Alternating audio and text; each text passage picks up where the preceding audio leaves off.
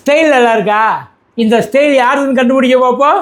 இந்நேரத்துக்கு வந்திருக்கணும். வந்திருந்தால் நீங்கள் அண்ணனோட பயங்கர ஃபேனு. இது இந்த நைனான்னு ஒரு படம் பார்த்துருக்கீங்களா? நம்ம இவர் ஜெயராமும் வடிவேலனும் நடித்தது. ஜெயராம் ஆவியாக நடிச்சிருப்பார். அதில் வடிவேலனே மந்திரவாதியாக வருவார்.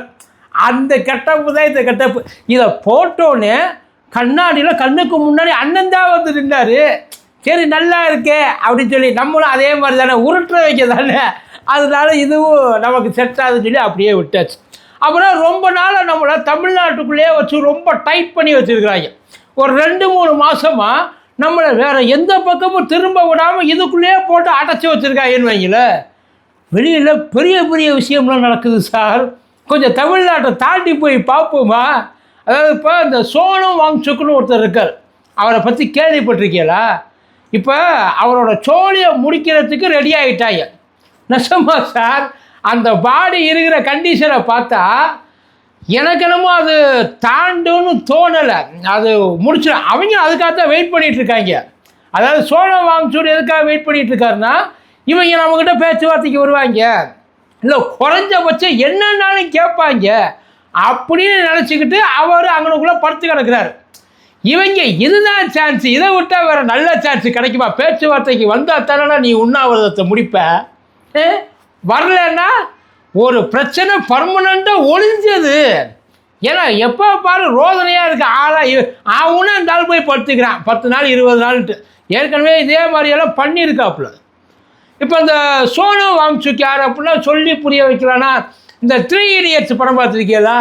அந்த 3 Idiotsல ஃபுன்சுக் வாங்குரு அப்படின்னு சொல்லிட்டு ஒரு நம்ம தமிழில் தலைவர் பண்ணியிருப்பாப்புலே, நண்பா கொசஸ்கி பசப்புகள். அந்த கேரக்டர், அந்த ஃபுன்சுக் வாங்குவோட கேரக்டர் இன்ஸ்பிரேஷனே இவர்கிட்டேருந்து தான் வந்துச்சுன்றாங்க. அவர் தான் அந்த நண்பன் படத்துக்கான மெயின் ரீசனு. அவர் ஒரு இயற்கை போராளின்னு வைங்கள, அதாவது இந்த நேச்சர் ஆக்டிவிட்டீஸ்ன்றாங்க. ஆனால் அவர் இப்போ இயற்கையை விட்டுட்டு இளைஞர்களுக்காக வந்துட்டார். இதே மாதிரியே ஒருத்தர் ஏற்கனவே வந்திருக்கிறாரு. அண்ணா ஆசாரேன்னு சொல்லிட்டு ஒரு அரசியல் ஆம்புலன்ஸ் ஒன்று இருந்துச்சு. இன்றைக்கி அது எங்கே இருக்குதுன்னு தெரில. அன்னைக்கு அவர் இதே மாதிரி ஒரு உண்ணாவிரதத்தை இருந்தார். இந்தியாவே ஆடி போச்சு. 13 நாளோ 14 நாளோன்னு நினைக்கிறேன், 14வது நாளோ மன்மோகன் சிங் வந்துட்டாப்புல. ஐயோ மூச்சு தொலையா, பெரிய தலைவலியாக இருக்கே அவங்க கூட. அப்புறம் இந்த பாவம் எங்கள் மேலே இந்த வயசில் உட்காந்து இப்படி பாடுபடுத்திக்கிட்டு இருக்க பண்ணிடுறேன். அப்போ அந்த லோக்பாலுக்காக கொண்டாந்து போட்டாங்க. அது மட்டும் இல்லாமல் இந்த 2G ஸ்கேமு அதெல்லாம் அதாவது நாட்டை கெடுத்துட்டாங்க அப்படின்னு சொல்லி இந்த நாட்டை காப்பாற்றியே ஆகணும். அதுக்காகத்தான் நான் என் உசுரை கொடுக்க ஒரு இல்லையே. அண்ணா ஆசிரியர் யாருன்னு தெரியல, நம்ம அரவிந்த் கெஜ்ரிவாலோட குருஜி. அதுக்கப்புறம் கட்சி ஆரம்பித்ததுக்கப்புறம் குருஜியெல்லாம் துரத்தி விட்டாப்புல பக்கத்தில் அதே மாதிரி இப்போ கிட்டத்தட்ட இங்கேயும் அதுதான். இப்போ எல்லாருக்கும் ஒரு எல்லாருக்குமே ஒரு டவுட் இருக்குது. ஏன் அப்படின்னா இவர் இந்த சிஜேபிக்கு ஆதரவாக போகிறாப்புல. எல்லாருக்கும் அந்த டவுட் இருக்குது. இவங்க ஒருவேளை இவங்க பின்னாடி ஏதாச்சும் வில்லங்க இருக்குமோ, வேறு ஏதாச்சும் ஃபண்டிங் விளையாடுமோன்ற டவுட்டு எல்லாருக்கும் இருக்குது. ஆனால் அதையெல்லாம் அந்த பக்கமாக வச்சுக்குவோம். அதை அவங்க ஃபண்டிங் பண்ணுறாங்க, ஃபண்டிங் பண்ணலை, அவங்க தூண்டுதலின் பேரில் உட்காந்துருக்காங்க. அதெல்லாம் அடுத்து போராட்டம் பண்ணுற அந்த காசுன்னா இந்த காசு இல்லை, காரணம் அந்த காசு எதுக்கு பண்ணுறாங்க? இப்போ அண்ணாமலைன்னு இங்கே பிஜேபியில் இருந்தப்போ அவர் பிஜேபியில் இருக்கிறாரு. கர்நாடகாவில் பிஜேபி அரசு இருக்குது. ஒரு பேச்சுக்கு சொல்கிறேன். பொம்மை அரசு இருந்துச்சு இல்லை, பொம்மைன்னா பசுவராஜ் பொம்மையா, பொம்மை அரசு இருந்துச்சு இல்லை, அந்த பொம்மை அரசு அங்கே இருக்கிறப்ப இங்களுக்குள்ளே அண்ணாமலைன்னு காவிரிக்காகவோ மேகதாதுக்காகவோ இல்லை வேறு ஏதோ ஒரு பிரச்சனைக்காகவோ உண்ணாவிரதம் இருக்கிறார். சாகும் வரை உண்ணாவிரதம். ஆதரிப்பில மாட்டியலாம். உண்மையிலே மனுஷன் சாப்பிடாமல் கிடக்கிறான்னு வச்சுக்குவோம். அவர் பாஜக அப்போ தமிழ்நாட்டை பொறுத்த வரைக்கும் சிஜேபியும் ஒன்று தான், பிஜேபியும் ஒன்று தான். ஆனால் அவரை நம்ம என்ன பண்ணுவோம்? அவரை ஆதரிப்போம். குறைஞ்சபட்சம் அவரை தப்பாக கூட பேச மாட்டோம்ல. ஆனால் இன்னைக்கு இருக்கிறவங்க பூரா அவர் எதுக்காக முதல்ல போராடுறாருன்னு சொல்லிடுறேன். அதையே இவ்வளோ நேரத்துக்கு சொல்லலை. அவர் தர்மேந்திர பிரதான் பதவி விலகணும். அதான் அவர் பொறுப்பேற்றுக்கணும். Responsible, accountable. யாராச்சும் ஒருத்தங்க எடுத்துக்கடா, ஏன்டா இப்படி பண்ணி சாவடிக்கிறீங்க? அதான் எங்கேயோ ஒரு நாட்டில் நடந்ததுக்கு உங்களை பொறுப்பேற்றுக்க சொல்லலை. இங்கே நடந்ததுக்கு ஒரு தடவை 2 தடவைனா பரவாயில்ல, இதோட 8, 9, 10ன்னு போய்கிட்டே இருக்குது. இது வரைக்கும் நீங்கள் லீக் பண்ணாத பேப்பர் ஏதாச்சும் இருந்தால் சொல்லுங்கள் பார்ப்போம். எக்ஸாம் பேப்பர் நீட்டு லீக் பண்ணியாச்சு, ஜேஇஇ லீக் பண்ணியாச்சு, இந்த சிஇடியா என்இடியா அது இருக்கிற எல்லா பேப்பரும் லீக்கு. அப்புறம் எதுக்கு தான் எஜுகேஷன் மினிஸ்டர்? இப்போ இதனால் அட் அ டைமில் இந்த கேப்பில், இந்த வருஷத்தில் நடந்த இந்த குழப்படியான கேப்பில் 20 பேர் செத்துட்டான். 20 பேர் செத்துட்டான்னா தானா சாவலை, இவங்கெல்லாம் கொண்டுட்டாங்க சேர்த்தாப்புல. அதுதான் உண்மை. ஆக்சுவலி அதுக்குத்தான் அக்கௌண்டபுள், வேறு எதுவும் கிடையாது. ஆனால் ஐயா மோடி திரும்பி பார்க்க மாட்டேன்றாப்புல. முடியாது, நீ கூப்பிட்டா நான் பேச்சுவார்த்தைக்கு வந்துடுவேன்னா. கிட்டத்தட்ட 18 நாளாக நடந்துக்கிட்டு இருக்கு. இந்த மனுஷனுக்கு இது தேவையே கிடையாது உண்மையிலே சார். இப்போ நான் சொன்னேன் இல்லையா, அந்த 3 Idiots நண்பன் படம், அதில் வர கேரக்டர் மாதிரி ஒன்றும் இல்லை. லடாக்கில் செயற்கையான பனி பாறைகளை உருவாக்கி தண்ணி பிரச்சனையை தீர்த்துருக்கிறாராம். இராணுவ வீரர்களுக்கு அந்த குழுவில் இருக்கிறதுக்கு கதகதப்பாக இருக்கிறதுக்காக அவர் ஒரு டெக்னாலஜி யூஸ் பண்ணி அதை எரிபொருளே இல்லாமல் பண்ணியிருக்கிறாப்புல. குழந்தைகளுக்காக ஸ்பெஷல் ஸ்கூல்னோட நம்ம இந்த சேலஞ்சிங் குழந்தைங்க இருக்கு இல்லையா, இந்த ஃபிசிக்கலி சேலஞ்சிங் குழந்தைங்க, டஃப் அண்ட் டம்ப்பு, அப்புறம் இந்த பார்வை குறைபாடுகள், அந்த மாதிரிலாம் கிடையாது. நல்லா இருக்கிற குழந்தைகளையே நல்லா இல்லைன்னு சொல்லி துரத்தி விட்டுருவாங்க. இதெல்லாம் எங்கே வழங்க போகுது? இதுக்கெல்லாம் ஒன்றுமே கிடையாது. இதெல்லாம் எங்கேயாச்சும் ஓரமாக கூலி வேலையோ மூட்டை தூக்கி தான் பிழைக்கணும், திட்டி அனுப்பிச்சுடுவாங்க. அந்த மாதிரிலாம் கிடையாது. எஜுகேஷன் வேறு, ஸ்கில்லு வேறுன்னு சொல்லி தனியாக அந்த படத்தில் வர்ற மாதிரியே ஒரு ஸ்கூலை இவர் ரன் பண்ணிட்டு இருக்கார். குழந்தைய மனசில் எந்த விதமான ஒரு ஏற்றத்தாழ்வையோ தாழ்வு மனப்பான்மையும் இருக்க நிறையா பண்ணியிருக்கிறாரு மனுஷன். கொஞ்சம் நெஞ்சமாக பண்ணலை. நாலேஜுக்கும் விஸ்டமுக்கும் அந்த ஒரு அது எப்போ நான் சொல்கிறது 25 வருஷத்துக்கு முன்னாடி. அப்போ இன்றைக்கி அந்த மனுஷனுக்கு வயசு 58. இப்போ அவர் உண்ணாவிரத இருந்து ஆல்மோஸ்ட் இப்போ ஒரு 18 நாள் ஆச்சு. ஒரு 8 கிலோ 9 கிலோ குறைஞ்சிருச்சு. இந்த கீட்டோன் ஏதோ ஒரு இது சொல்லிக்கிட்டு இருக்காங்க. அதான் உடம்புல உள்ளதெல்லாம் முடிஞ்சிச்சு. பேக்கப்பில் தான், பேட்டரியில் தான் ரன் ஆகிட்டுருக்கு. பேக்கப் பேட்டரி, இன்வெர்ட்டரில் தான் ரன் ஆகிட்டுருக்கு பாடி. அது எப்போ சாயன்றது தெரியாது. ஆனால் இது வரைக்கும் ஒருத்தம் கூட வரல சார். என்ன ஏதுன்னு எட்டி பார்க்கல. அவ்வளோ பேர், அதில் டெய்லி செக்கப்பு மாணவர். அவருக்கு யாருக்காக போராடுறாங்க? அவர் என்ன, அவர் குடும்பத்துக்காக, அவர் ஜெயிலுக்கு போகிறதுக்காக, அவர் கட்சியாக அந்த மாதிரி ஏதாச்சும் போராடுறாரா என்ன? மாணவர்கள் பிரச்சனைக்கு நீ ரிசைன் பண்ணு.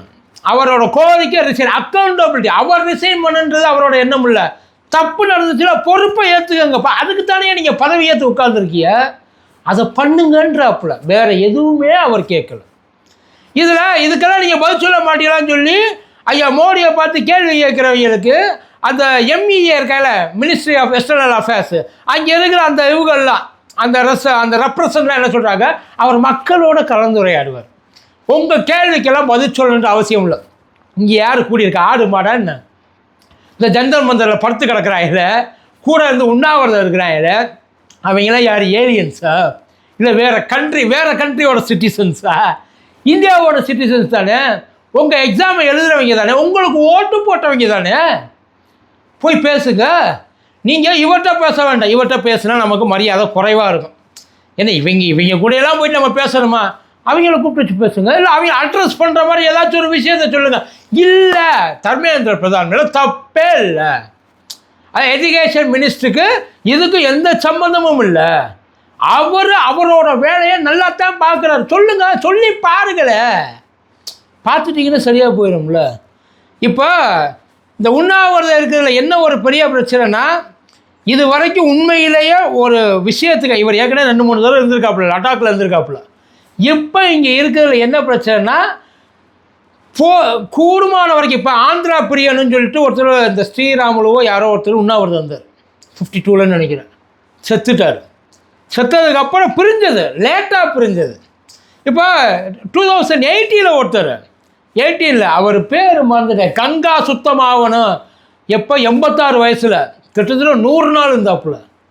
கங்கா சுத்தமாகணும், அந்த மாதிரி ஒரு சில விஷயங்கள், இந்த ஆர்டிஃபிஷியல் விஷயங்கள்லாம் வந்து பண்ணக்கூடாதுன்னு சொல்லி உண்ணாவிரதம் இருந்தார். செத்து போயிட்டார். ஒருத்தா இது யோசிச்சு பாருங்களேன். போனால் அடுத்த வேலை சார் மேக்ஸிமம் எத்தனை நாளைக்கு ஞாபகம் வச்சுருப்பாங்கன்னு நினைக்கிறீங்க? 1 வாரம், 10 நாள், 20 நாள், ஐபிஎல் வந்துச்சுன்னா அத்தோட எல்லாத்தையும் பிடுங்கிட்டு ஓடிடும் சார். ரியாலிட்டி இவ்வளவு தான். இப்போ இதுக்கு ஏன் இவ்வளவு தூரம் அடம் பிடிக்குது பாஜக கவர்மெண்ட்? ரொம்ப சிம்பிள். இது வந்து தர்மேந்திர பிரதான் காணாத கண்டெடுத்த கல்வி அமைச்சர்லாம் கிடையாது. இது போல இன்னொன்று ஏதோ அவங்களா முடிவெடுத்து மக்களுக்கு நல்லது பண்ணுறதுக்காக யோசித்து ஏதோ இந்த ஒரு இடத்துல மட்டும்தான் சறுக்கிற மாதிரியும் அது இது வரைக்கும் ஏறினதே கிடையாது. அடுத்த பிரச்சனை, இப்போ இவங்க ப்ரொடெஸ்ட் பண்ணுறாங்கன்றதுக்காக ஒரு வேளை மாற்றினாங்க அப்படின்னா இதை வந்து ஒரு பெஞ்ச் மார்க்காக வச்சுருவாங்க. அதாவது ஒரு புது ரூல் ஒன்று செட் ஆகும். இனிமேல் இப்படித்தான் செய்ய வைக்கலாம். அதான் அக்கௌண்டபிலிட்டி யாராச்சும் எடுத்துக்கணும்ல. இது வரைக்கும் பாஜக அதுக்கான எந்த வேலையுமே பார்த்ததில்லை. இல்லாட்டி இத்தனை வருஷத்துக்கு இவ்வளோ மினிஸ்டர் ஒரு பேச்சு கேட்குற செஞ்ச தப்புக்கு பதவி வழங்கணும் அப்படின்னா ரயில்வே துறை மந்திரி ரயில்வேல இருக்க முடியுமா? நிதி அமைச்சர் அதில் இருக்க முடியுமா? விவசாயத்துறை அதில் இருக்க முடியுமா? கல்வி அமைச்சர் இருக்க முடியுமா? நிலக்கரி சுரங்கம் ஒவ்வொன்றுக்கும் இருக்குல்ல. இவங்கெல்லாம் இத்தனை வருஷம் இந்த பதவியில் இருக்க முடியும்? அதை நடத்திடக்கூடாது. அதுக்காகத்தான் உட்கார்ந்துருக்கிறார்களே தவிர தர்மேந்திர பிரதான் ஏதோ பெரிய அறிவாளி. நம்ம இருக்கிற மினிஸ்ட்ரியிலேயே இவருக்குத்தான் வந்து மூளை கொஞ்சம் வீங்கி இருக்கு. அப்படிலாம் எந்த இதுவும் கிடையாது. மாற்றிட்டோம், ஒரு வேளை மாற்றிட்டோம் அப்படின்னா மண்டை காந்திரி. இதுக்கப்புறம் நம்மளை கேள்வி கேட்பாங்க. பத்தாவதுக்கு அவர் யாருக்காக ரன் பண்ணாலும் இந்த சிஜேபியை சப்போர்ட் பண்ணி பண்ணுறாப்புல. அப்புறம் சிஜேபி ஒரு வேலிடான கட்சியாக மாறி போயிடும். பிரச்சனை எங்கே வந்து நிற்கிது பற்றியெல்லாம்? எதிரியே இல்லாமல் இருக்கிறத காங்கிரஸ் பண்ணி அது பண்ணியிருந்தா கூட ஈல்ட் ஆகிறதுக்கு ஏதாச்சும் ஒரு வழி இருக்குது. ஆனால் நீ எல்லாம் போய் என்னை வந்து என் அமைச்சரவையில் ஒருத்தனை நீ சொல்லி நான் ரிசைவ் பண்ணிடுவேன்ல. அந்த அளவுக்கு ஒன்று பாஜக ஒன்று ரொம்ப பதத்தெல்லாம் போகலை. இன்னமும் நல்லாத்தான் இருக்குது. எங்களை எவனும் பண்ண முடியாது. இது டிக்டேட்டர்ஷிப். அது வேற இதில் ஒரு பயம். பாஜகவுக்கு ஒரு பயம். ஒரு வேளை இவங்க சொன்னதை செஞ்சுட்டா அதுக்கப்புறம் இவங்க சொல்கிறது எல்லாத்தையும் நியாயமாக தானே சொல்கிறாங்க. அவங்க ஒன்றும் சும்மா காட்சிக்கும் சொல்லலை. எனக்கு அவரை பிடிக்கலை, அவர் முகம் பிடிக்கலை, அவர் ட்ரெஸ்ஸு பிடிக்கலை, அவர் பேசின பேச்சு பிடிக்கல, அப்படிலாம் இல்லை. செய்கை சரியில்லை, சேர்க்கையும் சரியில்லை, எதை பற்றியும் கவலையும் இல்லை. அப்புறம் எதுக்கு அந்த இடத்துல உட்காந்துருக்கணும்னு கேட்குறாங்க. சிம்பிள், இவ்வளோதானே. இப்போ இதை பண்ணுறதுக்காகத்தான் உட்காந்துருக்குறாங்க. ஆனால் கூடிய சீக்கிரம் எனக்கு தெரிஞ்சு சோனம் வாங்சுக் காலமானான்ற செய்தி வரும். ஏன்னா அவரும் என்னைய தேவையில்லாமல் நீங்கள் வந்து கம்பல் பண்ணாதீங்க, ஃபாஸ்டிங்கை நிப்பாட்ட சொல்லி ஃபோர்ஸு ஃபுட்டு கொடுக்கலாம். மூக்கில் டியூப் போட்டு பிடிங்கி எடுத்துட்டாலே என்ன பண்ணுவேன்? அது கிட்டத்தட்ட கொலைக்கேசாகி போயிடும். அதனால் அதையும் பண்ணுறதுக்கு யோசிக்கிறாங்க. அவர் ஒத்துழைப்பும் கொடுக்க மாட்டேன்றார். ஆனால் உசுறு போச்சு அப்படின்னா அதுக்கப்புறம் போராடணும்னா உசுரோடு இருக்கணும் சார். நம்ம உசுரோடு இருக்கிற வரைக்கும் போராடுவோம்னு சொல்கிறது தப்பு சார். வேறு எதுவும் இல்லை சார்.